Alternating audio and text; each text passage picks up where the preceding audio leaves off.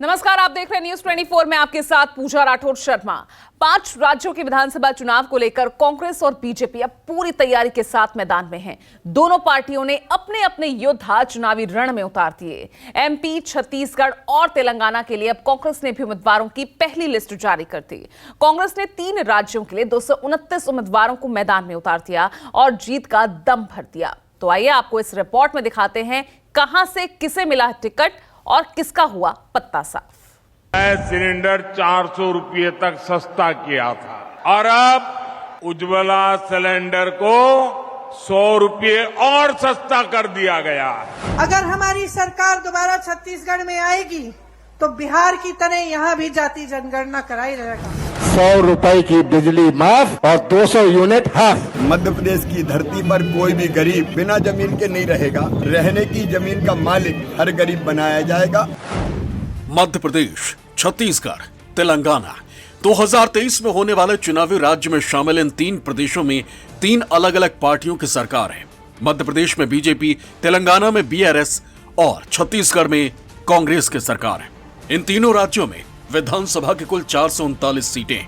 नवंबर में इन तीनों राज्यों में चुनाव है, जिसके लिए सभी पार्टियां पूरी जोर शोर के साथ मैदान में।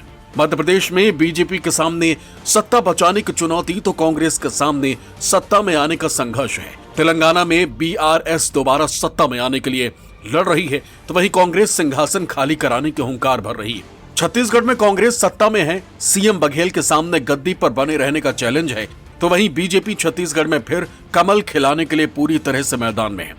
439 सीटों वाले इन तीनों राज्यों के लिए काफी मंथन के बाद कांग्रेस ने अपने उम्मीदवारों की पहली लिस्ट जारी कर दी। नवरात्र के पहले दिन कांग्रेस ने 229 उम्मीदवारों पर मुहर लगाकर उन्हें मैदान में जाने का टिकट कंफर्म कर दिया। मध्य प्रदेश में 230 सीटों में से 144 टिकट जारी किया। छत्तीसगढ़ की 90 सीटों में से 30 उम्मीदवारों पर मुहर लगाई। तेलंगाना की 119 सीटों में से 55 लोगों की टिकट कंफर्म कर दिए गए। कांग्रेस रणनीतिकारों का दावा है कि उन्होंने जिताऊ उम्मीदवारों पर दाव लगाया। इस मौके पर मध्य प्रदेश में कांग्रेस का सबसे बड़ा चेहरा और करीब करीब सीएम पद के उम्मीदवार कद्दावर नेता कमलनाथ दिल्ली में मौजूद थे। टिकट का ऐलान होते ही कमलनाथ ने एक बार फिर जीत का दावा ठोक दिया। कितनी उम्मीद है इस बार आप लोगों को जो लिस्ट जारी की है मध्य प्रदेश में? हमें पूरी उम्मीद है। मध्य प्रदेश की मतदाताओं पर मुझे पूरा विश्वास है कि वो मध्य प्रदेश का भविष्य सुरक्षित रखें। क्या मुद्दा है इस बार आप लोगों का, मतलब किस मुद्दे पे आपको लगता है कि आप जीत हासिल करेंगे? जिस प्रकार भारतीय जनता पार्टी ने चौपट प्रदेश बना दिया है, भ्रष्ट प्रदेश बना दिया है, बेरोजगार प्रदेश बना दिया है, ये आज कोई बात छिपी है? आज जनता बहुत समझदार हुई है। ये 5 साल, 10 साल, 15 साल पहले वाले मतदाता नहीं है, ये आज के मतदाता हैं जिनको पूरी समझ है। अच्छा सर, जो बीजेपी ने अपने सांसद मंत्री मैदान में उतारे उनके अगेंस्ट पहली लिस्ट में आपका कोई कैंडिडेट नहीं है, इसकी कोई वजह नहीं? हम कर रहे हैं, हम सबसे चर्चा कर रहे हैं और क्यों नहीं है। हमने संजय शुक्ला का डिक्लेयर किया जो विजय वर्गीय के खिलाफ लड़ रहा है। कहीं की है तो इस बार आश्वस्त है आप लोग की? बीजेपी बार बार ये कह रही है कि कॉन्फिडेंट है। चलिए, बहुत कॉन्फिडेंट है। कांग्रेस के वरिष्ठ नेता कमलनाथ, इनका कहना है जो पहली लिस्ट आई है उसके बाद बहुत जल्द बाकी लिस्ट में आ जाएगी और पूरा दावा कर रहे हैं कि इस बार वहां पे सरकार बदलेगी और कांग्रेस अपनी सरकार बनाएगी। 144 लोगों की कंफर्म टिकट में कमलनाथ का भी टिकट कंफर्म हुआ। कमलनाथ अपनी परंपरागत सीट छिंदवाड़ा से चुनाव लड़ेंगे। हालांकि उन्हें बीजेपी की तरफ से कौन चुनौती देगा अभी तक पता नहीं है, क्योंकि बीजेपी ने छिंदवाड़ा से अभी तक किसी भी प्रत्याशी पर मोहर नहीं लगाई। तरह तरह के कयास लगाए जा रहे हैं। कुछ लोग कह रहे हैं कि कांग्रेस छोड़ बीजेपी में शामिल हुए महाराज ज्योतिरादित्य सिंधिया को कमलनाथ के खिलाफ पार्टी चुनाव लड़ा सकती। वहीं मध्य प्रदेश के हॉट सीट में शामिल इंदौर से कांग्रेस ने संजय शुक्ला पर दाव खेला। संजय शुक्ला की ये परंपरागत सीट है। वर्तमान में संजय शुक्ला यहीं से विधायक हैं। संजय इंदौर से बीजेपी के बड़े नेता कैलाश विजयवर्गीय को चुनौती देंगे। वहीं कैलाश विजयवर्गीय जो टिकट के ऐलान के बाद से कुछ खुश नजर नहीं आए थे। देखिए, एक तरफ धन बल और गुंडों का चुनाव है और गुंडे हैं, और एक तरफ समाज सेवी और बेटा है। ये चुनाव बेटे का है और समाज सेवी का चुनाव है, जिसने समाज की सेवा करी है, हमारे भगवान की सेवा करी है, ये उसका चुनाव है। एक तरफ धन बल है और गुंडे हैं। सामने वाले जो कैंडिडेट खड़े हैं ये दुनिया जानती है, पूरा प्रदेश जानता है, पूरा इंदौर शहर जानता है, सब व्यापारी जानते हैं कि उनके पास धन बल, उनको पास उन्हें जनता का पैसा लूटा हुआ है और उससे चुनाव लड़ रहे हैं। कमलनाथ जी ने आज फ्यूज बल्ब की एक लड़ी जारी की है, जिसमें से अधिकांश उसमें जमानत जब्त होने वाली और हारने वाले हैं।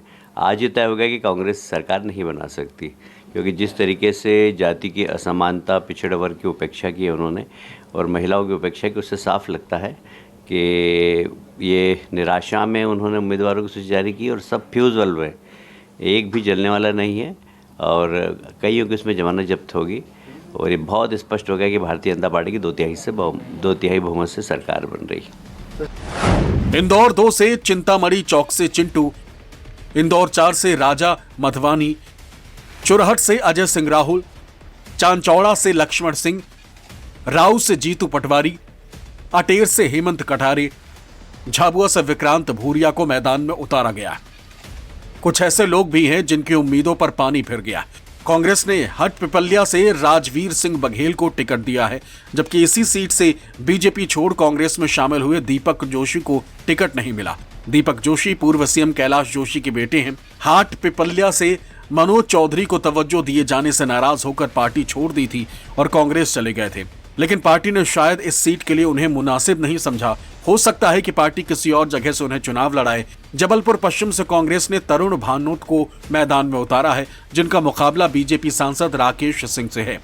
और मैं तो बैठकी का दिन है, माँ का आशीर्वाद लेने मठ में आया था। पूज्य शंकराचार्य जी महाराज हमारे गुरु भी यहाँ पर हैं, उनका भी आशीर्वाद मिला और ये शुभ समाचार भी मिला कि मुझे मेरी मातृ संस्था ने जनसेवक के रूप में काम करने का एक अवसर, जनता के बीच में जाने का, उनका आशीर्वाद लेने का और दिया है। लोगों के मन की पीड़ा और कुंठा को देखते हुए कि संस्कारधानी जबलपुर के साथ 2M दर्जे का बर्ताव भारतीय जनता पार्टी की सरकार ने किया बजटीय प्रावधान होने के बाद, और ये मैं दावे के साथ कह रहा हूँ क्योंकि मैं वित्त मंत्री के रूप में जन आशीर्वाद से काम कर रहा था। हमारी सरकार लोकतांत्रिक तरीके से गिराई गई और उसके बाद उन कामों को रोक दिया गया। इसका हिसाब भी तो लेगी जनता।